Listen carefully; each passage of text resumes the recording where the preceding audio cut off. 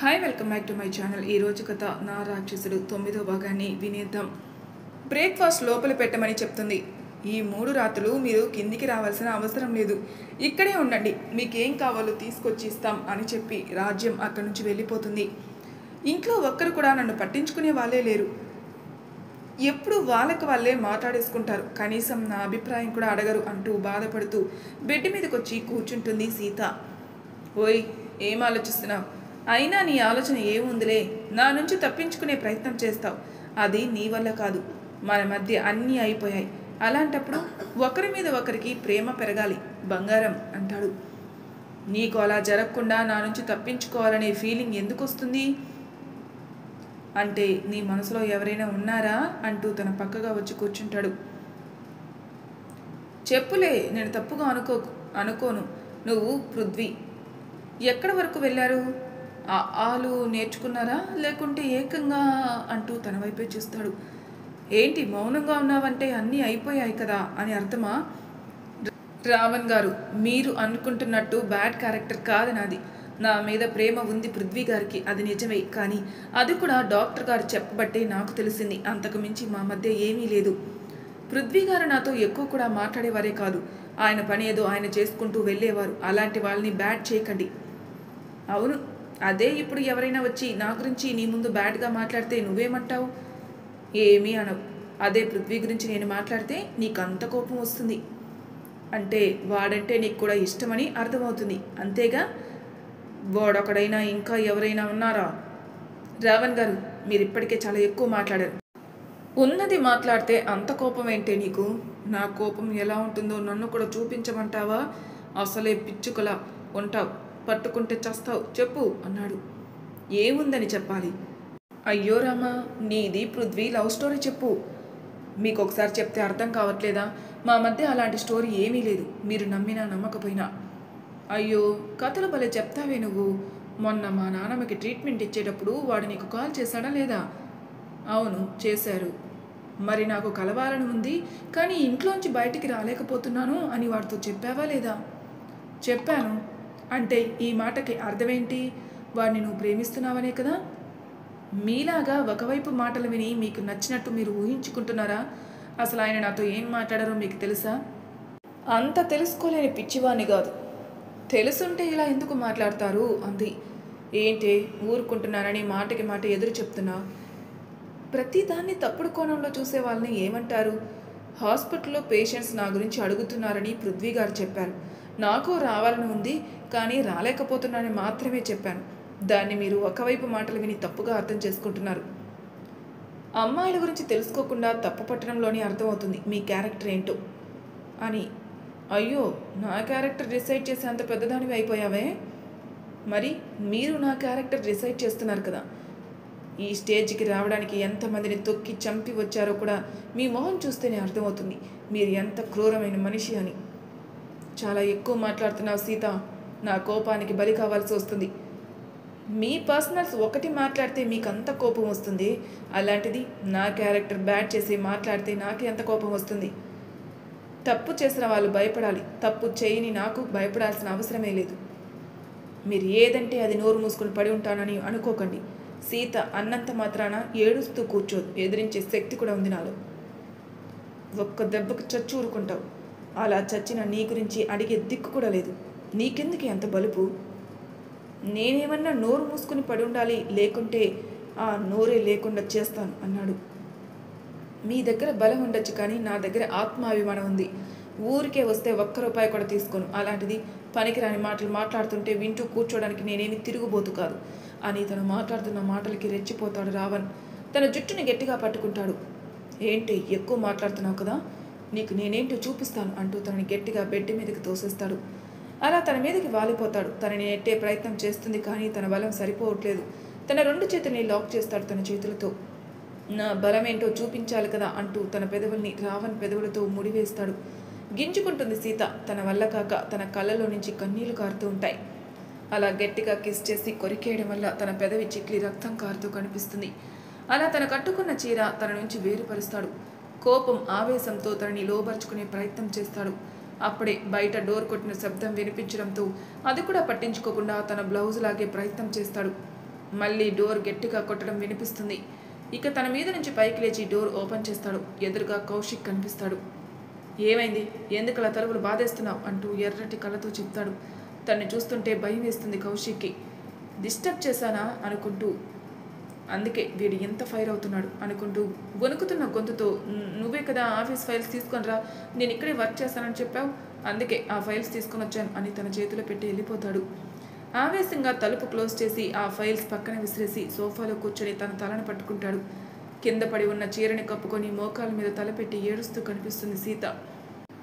ఆ ఆవేశంలో తను చేయబోతున్న పనిని చూసి తన మీద తనకే కోపం వస్తుంది. కోపం కంట్రోల్ చేసుకోలేవా రావణ్? ఒక అమ్మాయి మీద ఇలానా నీ ప్రతాపం చూపిస్తున్నావా అంటూ తన తలని గట్టిగా కొట్టుకుంటూ ఉంటాడు. ఇక అక్కడి నుంచి బాల్కనీలోకి వెళ్ళిపోతాడు. తను వెళ్ళిన తర్వాత ఆ చీరను కట్టుకొని వచ్చి బెడ్ మీద పడుకుంటుంది బాధపడుతూ. తన కోపాన్ని కంట్రోల్ చేసుకోలేక ఆ బాల్కనీలోకి వెళ్ళి సిగరెట్ తాగుతూ కనిపిస్తాడు. అలా కాస్త తన కోపాన్ని కంట్రోల్ చేసుకునే ప్రయత్నం చేస్తాడు. రావణ్ అలా అరిచేసరికి కొంచెం బాధగా అనిపిస్తుంది కౌశిక్కి. ఇన్ని రోజులు పెళ్లి చేసుకోనని చెప్పి సడన్గా ఒక అమ్మాయిని పెళ్లి చేసుకున్నాడు. ఇప్పుడు తనంటే ఇష్టం లేనట్టు బిహేవ్ చేశాడు. కానీ నేను తనని డిస్టర్బ్ చేస్తానని నన్ను అంత కోపంగా చూశాడు. మారిపోయాడు, పెళ్ళయిందో లేదో మారిపోయాడు. ఇక నన్ను ఎక్కడ పట్టించుకుంటారులే అని దిగులుగా ఇంటికి వెళ్తాడు. తను వెళ్ళేసరికి డోర్ ఓపెన్ చేసి ఉంటుంది. అమ్మా నాన్నకి సిటీ లైఫ్ అంటే ఇష్టం లేదు, అందుకని వాళ్ళు పల్లెటూరులో వ్యవసాయం చేసుకుంటూ సంతోషంగా ఉన్నారు కాబట్టి అక్కడికి ఎవరూ వచ్చే ఛాన్సెస్ కూడా లేవు. పనమ్మాయి మార్నింగ్ వచ్చి తన పని తాను చేసుకుని వెళ్ళిపోతుంది. మరి డోర్ ఎవరు ఓపెన్ చేశారు అనుకుంటూ లోపలికి వెళ్తాడు. వంటింట్లో ఏదో చేస్తూ కుస్తీ పడుతున్న అమ్మాయి కనిపిస్తుంది. తనని చూసి చూడనట్టు ఫ్రెష్ అవ్వడానికి వెళ్ళిపోతాడు. తను ఫ్రెష్ అయ్యి వచ్చేసరికి డైనింగ్ టేబుల్ నింపేస్తుంది తనకి ఇష్టమైన ఐటమ్స్తో. బావా భోజనం చేద్దాంరా, అక్కడేం చేస్తున్నావు? నాకు ఆకలిగా లేదు అని చెప్పి వెళ్ళి తన బెడ్రూమ్లో పడుకుంటాడు. తను కూడా వెళ్తుంది, తన పక్కన చేరిపోతుంది. ఏంటి బావా ఆకలి లేదా? నాకైతే చాలా ఆకలిగా ఉంది, అంత ఆకలిగా ఉంటే వెళ్ళి తిను అన్నాడు. అయ్యో రామా, చెప్పకుండా వెళ్ళానని మరీ అంత కోపమా? నాకు చెప్పాల్సిన అవసరం లేదు అని కూడా చెప్పాను కదా, మళ్ళీ ఎందుకు నా వెంట పడుతున్నావు? నీ వెంట నేను కాకపోతే ఎవరు పడతారు? మా అక్కని మీ అన్నయ్యకిచ్చి పెళ్లి చేశాం, అక్కడితో మా బాధ్యతలు పూర్తయిపోయాయి. మరి నువ్వెందుకు నా చుట్టూ తిరుగుతున్నావు? బాధ్యతలు పూర్తవ్వాల్సినవి ఇంకా ఉన్నాయి. నువ్వు ఓకే అంటే చెప్పు, ఇప్పుడే రెడీ అయిపోతాను, పెళ్లి కన్నా ముందే ఫస్ట్ నైట్ చేసుకుందాం అంటూ తనకి దగ్గరగా జరుగుతుంది. అవును, ఈ హాస్టల్లో ఉండి ఆ అమ్మాయిలు మాట్లాడే మాటలకి నీ బ్రెయిన్లో కాస్త దొబ్బినట్టుంది, ఇలా మీద పడిపోతున్నావు. ఇది మరీ బాగుంది బావా, నేను ఇక్కడికి వచ్చిన కొత్తలోనే చెప్పాను నీతో పాటు ఉంటానని. నువ్వేం చెప్పావు? పీజీలో ఉండు, నాతో ఉండాల్సిన అవసరం లేదు అన్నావు. ఇక ఆఫీస్ వాళ్ళందరూ కలిసి ప్లాన్ చేశారు కాబట్టి వాళ్ళతో కలిసి వెళ్ళాను, అంతే తప్పనిస్తే అనవసరమైనవి అలవాటు చేసుకోవడానికి కాదు. వెళ్ళావు, నేను కాదు అనటం లేదు, కనీసం నాకు చెప్పి వెళ్ళొచ్చు కదా అని అడిగాడు. అంటే నువ్వేమనుకున్నావు? వాడికి ఏంలే చెప్పేది అనే కదా నీ ఉద్దేశం? బావా మరీ చిన్న పిల్లలా బిహేవ్ చేయకు, నేను చెప్తుంది అర్థం చేసుకో, క్యూట్ బాయ్ అంటూ తన రెండు బుగ్గలు పట్టుకుని లాగుతూ ఉంటుంది. నువ్వు నన్ను కూల్ చేసి ప్రయత్నాలు చేయకు, అసలే నేను చాలా కోపంలో ఉన్నాను. అయ్యో మా బావ కోపంలో ఉన్నాడా? కొత్తగా ఉందే ఈ మాట. ఇంతకీ ఎవరి మీద కోపం? ఎవరో ఒకరి మీదలే, వదిలే. అన్నయ్య ఏదో ఇంపార్టెంట్ విషయంలో గదిలో ఉండుంటాడు, నువ్వు వెళ్ళి డోర్ కొట్టి డిస్టర్బ్ చేస్తుంటావు. ఆ మాత్రం తెలీదా నీకు పెళ్ళైన వ్యక్తులను డిస్టర్బ్ చేయకూడదని? కరెక్ట్గా గెస్ట్ చేసి చెప్తుంది. ఏంటే నువ్వే అక్కడున్నట్టు చూసి చెప్పినట్టు చెప్తున్నా? నిన్ను బయట వాళ్ళు ఎవరు ఏమన్నా నువ్వు ఫీల్ అవ్వవు, అన్నయ్య మాత్రం ఏమైనా అంటే నువ్వు ఫీల్ అవుతావు, అది నాకు తెలుసు బావా. మీ ఫ్రెండ్షిప్ ఇప్పటిది కాదు కదా, అయినా సరే ఒక ఫ్రెండ్ని అని కూడా చూడకుండా అంతలా తిడతాడా? భార్య వచ్చిన తర్వాత నన్ను పట్టించుకోవడమే మానేశాడు. నేను కూడా వాడు నన్ను పిలిచి రిక్వెస్ట్ చేసే వరకు ఆ ఇంటి గడప కూడా తొక్కడదు అనుకుంటున్నాను. అవునవును, కాకమ్మ కథలు బాగా చెప్తావులే అని వీరిద్దరూ మాట్లాడుతూ ఉండగా తనకి ఫోన్ వస్తుంది. ఒకసారి రింగ్ అవుతుంది, ఫోన్ లిఫ్ట్ చేయడు, మళ్ళీ రింగ్ అవుతుంది. ఆ ఫోన్ లిఫ్ట్ చేసి మాట్లాడుతుంది కౌశిక్ మరదలు. హాయ్ అన్నయ్య, ఎలా ఉన్నావు? నన్ను పెళ్ళికి కూడా పిలవలేదు, కనీసం రిసెప్షన్కైనా పిలిచావా? అంతేలే అన్నయ్య, ఆడపడుచు కట్నం అడుగుతానని నన్ను పట్టించుకోవడమే మానేసావు కదా నువ్వు ఈ మధ్య. హాయ్ శ్వేత, నేను రిసెప్షన్ విషయాలన్నీ కౌశిక్కే అప్పగించాను, వాడు నీకు ఇన్విటేషన్ ఇవ్వలేదా? అంతే అన్నయ్య, మీ ఇద్దరికి నేను అస్సలు గుర్తుకురాను. అయ్యో అలా అనుకు, నువ్వు నా ముద్దులు చెల్లెలివి కదా, ఈ మధ్య అస్సలు కనిపించడం లేదు, ఇంటికి రావడం కూడా మానేశావు. ఎక్కడన్నయ్యా? ఎక్కడైనా వెళ్దాం బావా, నన్ను తీసుకుని వెళ్ళంటే అస్సలు నన్ను పట్టించుకోవడమే మానేశాడు. మరి నేను ఎలా వస్తాను? నువ్వు వస్తావని నాకు ఒక ఫోన్ కాల్ చేస్తే చాలు కదా, వెహికల్ పంపించేవాని కదా తల్లి. రేపు తప్పకుండా వస్తానన్నయ్య, వదిని చూడాలి. ఇంతకీ వాడెక్కడా? ఏంటో అన్నయ్య, వచ్చినప్పటి నుంచి బొంగుమూత పెట్టుకొని కూర్చున్నాడు. నువ్వేమైనా అన్నావా? ముందు అడిగి ఫోను ఇవ్వు, తర్వాత మాట్లాడతాను అనడంతో ఫోన్ కౌశిక్ చౌదరి పెడుతుంది. ఏంటి సార్, కోపంలో అరుస్తాం? ఆ చిన్న వాటికి కూడా అంత ఫీల్ అవుతారా? అంతే కదా, అందరూ నా మీద అరుస్తారు, మళ్ళీ క్వశ్చన్ చేయడానికి వచ్చేస్తారు. ఇప్పుడు ఈ రాక్షసి కూడా అదే చేస్తూనే ఉంది. నువ్వు కూడా అదే చేస్తున్నావు కదా. అందుకే నేను ఇంకా ఎక్కడికి రాను.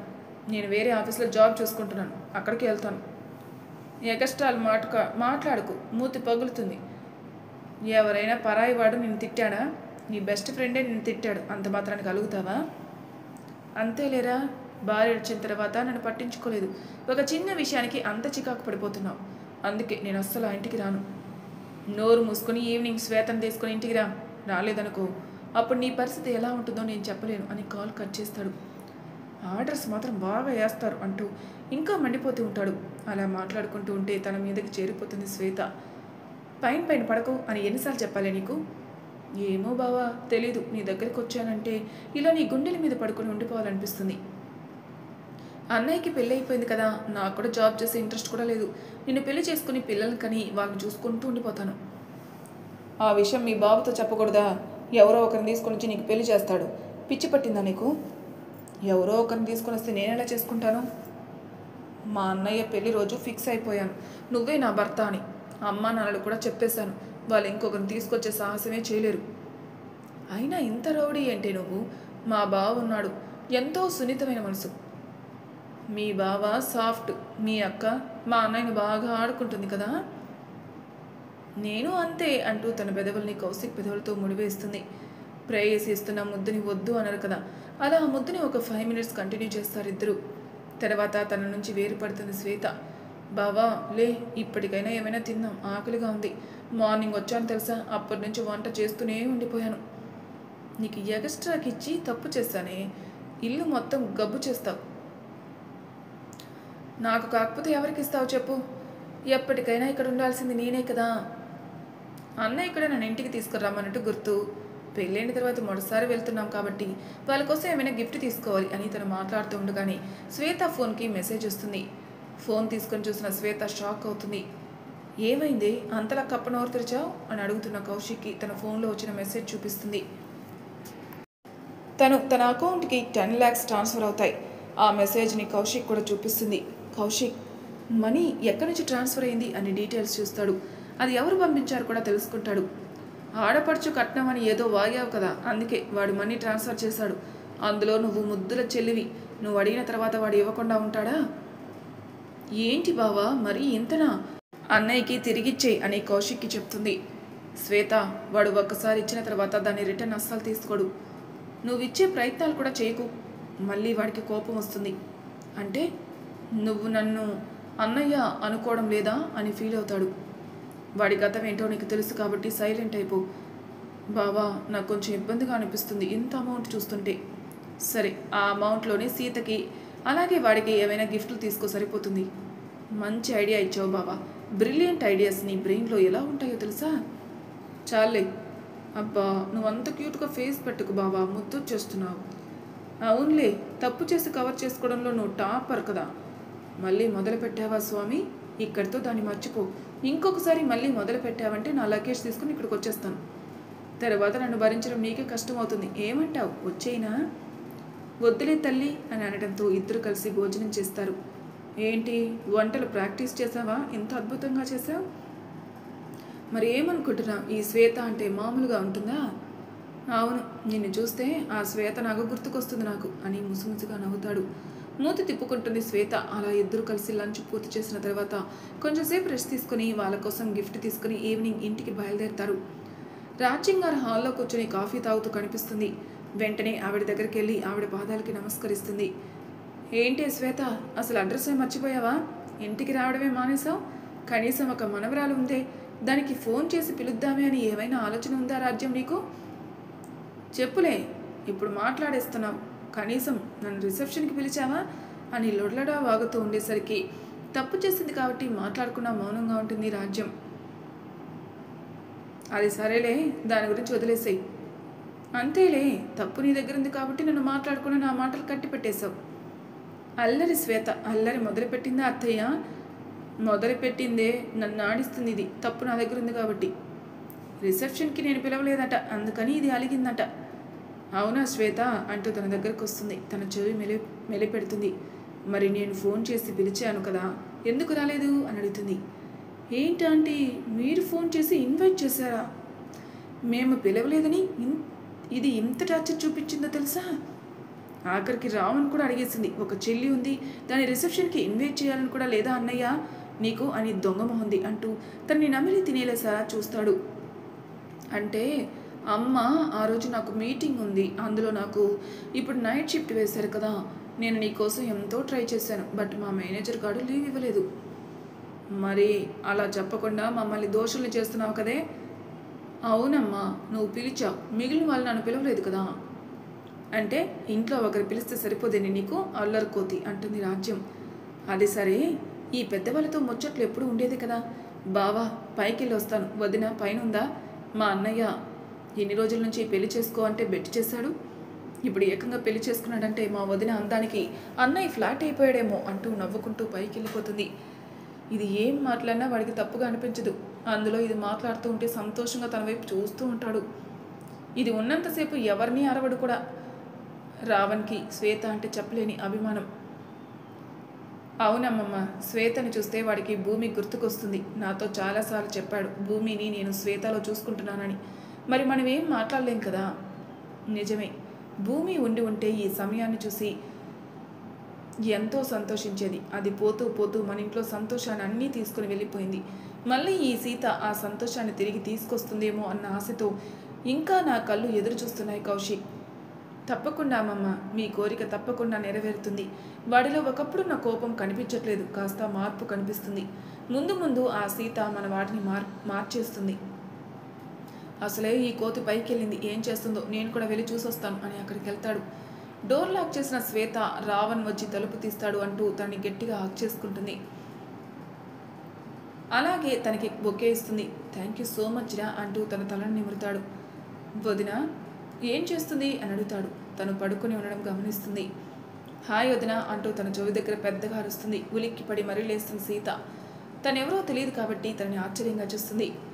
నేనెవరో తెలియదు కదా నీకు, అందుకే షాక్ అయినట్టున్నావు. అయినా మా అన్నయ్య దగ్గరుంటే నువ్వు ఎలా ఉండాలి, అందరినీ ఎదిరించేలా ఉండాలి. నువ్వు ఇలా భయపడ్డాం నాకు నచ్చలేదు వదిన. మా అన్నయ్య కింగ్ అయితే నువ్వు క్వీన్ ఏమో అనుకున్నాను. అన్నయ్య నిజంగానే వదిన అందాన్ని చూసి ప్రేమలో పడిపోయావు కదా అంటూ తన భుజంతో రావణ్ భుజాన్ని రాస్తుంది. రావణ్ ఏం మాట్లాడకుండా నవ్వుతాడు. తను మాట్లాడుతూ ఉంటే తన వైపు నవ్వుతూ చూస్తూ ఉంటాడు. అప్పుడే రావణ్ వైపు చూస్తూ ఉంటుంది సీత. ఈ అమ్మాయి ఎవరో తెలియదు కానీ తనను చూసిన తర్వాత ఈయన గారిలో నవ్వొచ్చి చేరిందే అని మనసులో అనుకుంటుంది. ఇదిగో వదిన, నీకోసం చిన్న గిఫ్ట్ అంటూ తన చేతిలో పెడుతుంది. అలాగే రావణ్ సీత పక్కన కూర్చోమని చెప్పి తనకు కూడా ఒక చిన్న గిఫ్ట్ ఇస్తుంది. ఏంటి శ్వేత ఇది ఇప్పుడు, ఇవన్నీ అవసరమా? ఉండన్నయ్యా, ఆడపడిచ కట్నం అన్నానని అంత పెద్ద అమౌంట్ నాకు ట్రాన్స్ఫర్ చేసేసావు.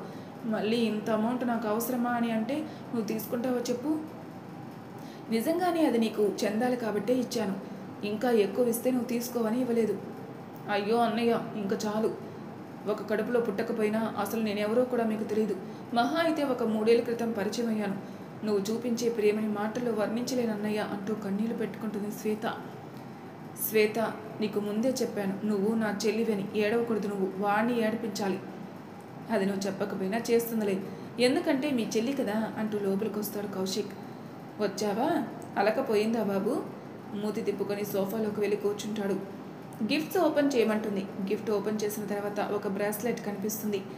శ్వేత, ఎందుకు ఇది అని అడుగుతారు. ఈ చెల్లి నీకు ఇచ్చిన గిఫ్ట్గా నీ చేతికి ఎప్పటికీ ఉండాలి అంటూ ఆ బ్రాస్లెట్ తన చేతికి పెడుతుంది. అలాగే సీత కోసం బ్యాంగిల్స్ తీసుకుని వస్తుంది. ఈ బ్యాంగిల్స్ కూడా తన చేతికి వేస్తుంది. ఏంటి అమౌంట్ ఇలా సరిపెట్టేశావా? లేదన్నయ్య, ఇంకా మిగిలింది. వదినికి కరెక్ట్గా సరిపోతాయా లేదో అనుకున్నాను. సీత చేతిని తన చేతిలో తీసుకుంటాడు. చాలా బాగుంది డిజైన్ అని చెప్తాడు. బాగుంది స్వామి, 10 షాపులు తిప్పింది నన్ను. అవును, నచ్చింది కొనాలంటే ఆ మాత్రం తిరగాలి కదా అన్నయ్య. ఈయనకి అసలు ఓపికే లేదు. ఇంతకీ మనం మాట్లాడుకుంటున్నాం, నేనెవరో వదినికి చెప్పనే లేదు కదా అందుకే మన వైపు అలా చూస్తుంది అంటుంది శ్వేత. సీత, తను కౌశిక్కి కాబోయే భార్య, అలాగే నా ముద్దుల చెల్లెలు కూడా అని అంటూ తన బుగ్గలు పట్టుకొని లాగుతాడు. చిన్న స్మైల్ ఇస్తుంది సీత. వా వదిన, ఎలా మెయింటైన్ చేస్తున్నావు ఈ హెయిర్ అంటూ తన సిల్కీ హెయిర్ అలాగే పొడవుగా ఉన్న తన జుట్టుని ముందుకు వేసి చూస్తుంది. సీతకి తనతో మాట్లాడడానికి ఒక తోడు దొరికిందని అనుకుంటుంది. అలాగే వాళ్ళతో చాలా సరదాగా గడిపేస్తుంది. టైమే తెలియకుండా పోతుంది వాళ్ళకి. ఏంటి, డిన్నర్ టైం అయిందా అప్పుడే అని అనుకుంటారు. నువ్వు మాట్లాడుతూ కూర్చుంటే టైం కూడా తెలుస్తుందా? పదండి అందరూ డిన్నర్ చేద్దాం అని అనడంతో నాకు ఆకలిగా లేదు అని అంటుంది సీత. ఏంటి సీత, శ్వేత వచ్చిన తర్వాత కూడా నువ్వు ఇలా కూర్చోవడం ఏంటి? పద అంటూ తనతో చాలా క్లోజ్గా ఉన్నట్టు తన చేతిని పట్టుకుంటాడు. తన కళ్ళతోనే తనని బెదిరిస్తాడు. సీత ఏం మాట్లాడుకున్నా మౌనంగా కిందికి వస్తుంది. అలా నవ్వుతూ సరదాగా అందరూ కలిసి డిన్నర్ చేస్తారు. రాత్రికి ఇక్కడే ఉండొచ్చు కదా అని అందరూ చెప్తున్నా కూడా మళ్ళీ వస్తాను నానమ్మ అంటూ ఆమెని హక్ చేసుకుని కిస్ చేసి వెళ్ళిపోతుంది. వాళ్ళు వెళ్ళిపోయిన తర్వాత రెండవ రోజు కాబట్టి సీతని మళ్ళీ రెడీ చేసి పైకి పంపిస్తారు. సీత రావడమే ఆలస్యం. ఏంటి, అందరి ముందు నా పరువు తీయాలనుకుంటున్నావా? నాకు ఆకలిగా లేదు, మీరు వెళ్ళి తినండి అంటే దాంట్లో అర్థం ఏంటి? అది కాదండి, నాకు నిజంగానే ఆకలిగా లేదు. సీత, సిల్లీగా మాట్లాడుకో. మార్నింగ్ నుంచి నువ్వు తినిందే లేదు. నువ్వు కడుపు కాల్చుకుంటూ ఉండి ఎవరిని ఉద్ధరించాలని? నాకు కోపం తెప్పించేలా బిహేవ్ చేయకు. మా వాళ్ళతో నాతో సంతోషంగా ఉన్నట్టు నటించు. ఇంకోసారి మళ్ళీ రిపీట్ అయితే యాక్షన్ సివియర్గా ఉంటుంది అని సీరియస్గా చెప్తాడు. సీత ఏం మాట్లాడకుండా మౌనంగా ఉంటుంది. రోజు రోజు గడవాలి అంటే సీతకి కష్టంగా అనిపిస్తుంది. మరి ఇంతకీ భూమి ఎవరు? నెక్స్ట్ ఎపిసోడ్లో తెలుసుకుందాం. అంతవరకు నా ఛానల్ సబ్స్క్రైబ్ చేయని వాళ్ళు ప్లీజ్ సబ్స్క్రైబ్ చేసుకోండి. లైక్ చేసి షేర్ చేయండి. మీ అభిప్రాయాలు నాకు కామెంట్ రూపంలో తెలియజేయండి. Thank you for listening.